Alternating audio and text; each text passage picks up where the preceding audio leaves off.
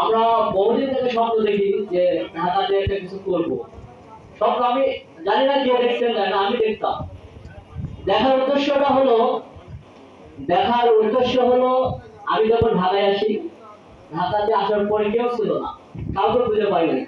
তাও বেশি দিনে না, সময় হলো 2020 সাল। আমি ঢাকায় আসছি। এর আগে আমি রাজশাহীতে অনেক কিছু করছি, রাজশাহীতে ছিলাম। আমার নিয়ত ছিল না যে ঢাকায় আসবো, যা করোনার কারণে আমার ঢাকায় আসা হচ্ছে, এবং ঢাকায় এসে আমার এই স্বপ্নটা জাগ্রত হয়েছে আর কি। সেটা হলো যে যখন আমি ঢাকায় আসি কাউকে পাই না, দেখি যে প্রত্যেকটা মোড়ে মোড়ে মিরপুরে হয় নোয়াখালী, নাহলে চাঁদপুর, নাহলে ফেনী, নাহলে ওই বরিশালের লোকজন এক সংঘবদ্ধভাবে কথা বলে। আমি তাদের মাঝে গেলে মুখ তাকায় থাকি তারা কি বলতে পারে। তখন থেকে আমার একটা স্বপ্ন শুরু হয়ে গেল যে না, আমাকেও আমাদের এলাকাকে মানুষকে জমায়েত করে আমরা যেন এদের মতো আড্ডা দিতে পারি, এবং আড্ডার ফলে যেন আমরা কোনো কিছু সিদ্ধান্ত নিতে পারি।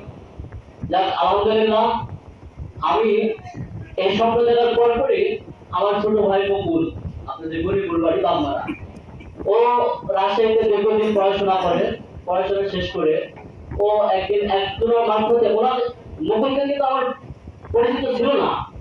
তখন আমি সোহেল নাম, বারুইপাড়া ইউনিয়ন পরিষদের পরিচালক, চেনেন কিনা? সোহেল বারুইপাড়া। ও একদিন ফোন দিয়ে বললো যে শরীর তোমার কাছে কোনো অফার আছে নাকি? কি ভাই? তো একটা ছেলে আমাদের খুব সাংগঠনিক, এবং উনি মানে খুব ভালো ছিলেন, যদি তুমি ওকে ঢাকায় কোনো কাজে লাগাতে পারো। তখন আমি সোহেল ভাইকে বললাম, ভাই আমি তো অনেক জায়গায় আমি নতুন অবস্থায় দিয়েছি, তো আপনি পাঠায় দিন, নাম্বারটা আমার দিয়ে দেন, আমি তার সাথে কথা বলে দেব। তখন মুকুলকে আমার নাম্বার দিয়েছে। মুকুল তখন বললো, ভাই আমি তো ঢাকায় একটা ল কলেজে ভর্তি হয়েছি, ভাই আমার ঢাকায় একটা জায়গা করে দেওয়া যাবে। তো যাই হোক, শেষ পর্যন্ত 2 মাস লেগে গেছে তাকে থাকা জায়গা করে দিতে। তারপর আপনি আসার পরে অনেক জায়গা থেকে আমাদের কথা এসছে যে মুকুল অনেক সাংগঠনিক ছেলে। তো আমার একটা স্বপ্ন যে ঢাকাতে একটা সংগঠন করবো বাগমারা, তো মুকুলকে আরো সম্ভব।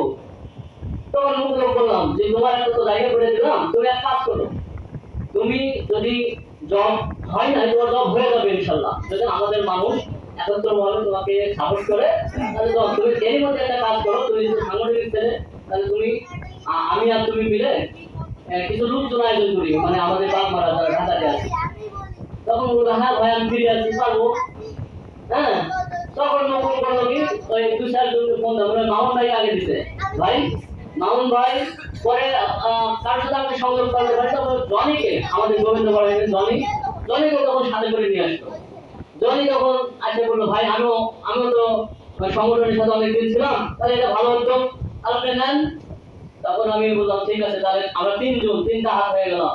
3টা হাত বললাম একটা হোয়াটসঅ্যাপ গ্রুপ খোলো।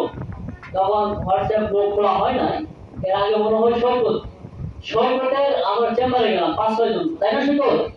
500 জন চেম্বারে যায়, আমরা আবার পূর্ণভাবে বসলাম।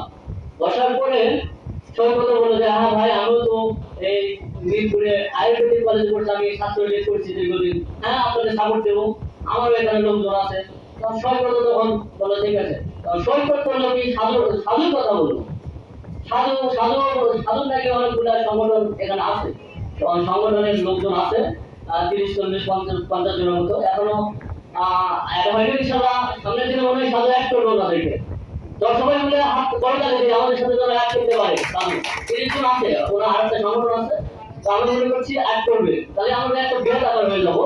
তো যাই হোক, এইভাবে আস্তে আস্তে হোয়াটসঅ্যাপ গ্রুপের মাধ্যমে খুরশেদ ভাই পেলাম, এনামুল ভাই পেলাম, মাহমুদ ভাই পেয়েছি, তো এরশাদ ভাই পেয়েছি, তারপর বিপুল ভাই যে এত বড় সাংগঠনিক প্রিয় মানুষ আমি কল্পনা করতে পারি। উনি একজন গভর্নমেন্ট জবার, বলার সাথে সাথে যে সজীব ভাই আপনি কখন আছেন, কিভাবে আছেন, আমার অফিসে আসে দেখা করেন, ভাই ক্ষমা করে দিবেন আমি এখনো দেখা করতে পারি না আমার অফিসে যায়। তো যাই হোক, বিপুল ভাইকে আমার খুব ভালো লেগেছে কথা শুনে। পরে আস্তে আস্তে সবার সাথে আমি এখন ভাবে কথা বললাম। জাহিদ ভাই কিন্তু মানে খুব একটা আবেগপ্রিয় কিছু কথা বলছে। তবে জাহিদ ভাই ফোন দেওয়া তার অনুভূতিটা আমি বুঝতে পারলাম যে না, জাহিদ ভাই সংগঠনের পিছনে অনেক একটা ভালো একটা সফলতা আছে। তো যাই সবাই, আমি এখানে অনেক ভালো মানুষ পেয়েছি যারা আমাকে সহযোগিতা করেছে। সহযোগিতা যদি না করতো তাহলে কিন্তু এতদূর আসা সম্ভব ছিল না। পরে আমরা ওই যে আমাদের সোনাডাঙ্গা ইউনিয়নের আমার বন্ধু রাশেদ, তারপরে হলো ফারুক, আরো অনেক আমাদের আরো বিশেষ শ্রম দিয়েছে আমার সাথে। আমাদের সংগঠনের কোনো পদে নাই বা কোনো আহ্বায়ক কমিটি নাই, সেটা হলো শাহাদত, আমাদের নর্দা শিরোনে কুমারপুরের ছেলে শাহাদত। উনি অনেক শ্রম দিয়েছে। যখন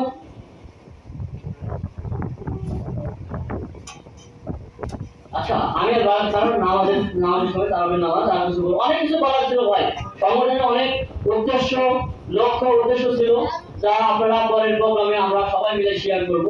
যা আমরা আগে বলে গেছি, এখন আমার বলার কিছু আর সময়ও নাই। আর নামাজের দিন সবাই, আর রোজা রমজানে সবার শরীরে একটু কারণে ক্লান্ত, সবাই বাসায় পরিবারকে সময় দেবে। তো যাক, আমি আর কিছু বাড়াতে যাচ্ছি না, বলতে যাচ্ছি না। তো স্পন্সর যারা ছিলেন তারা হলো কলম দিয়েছেন শাহাদত, আমাদের শাহাদত কলম দিয়েছে।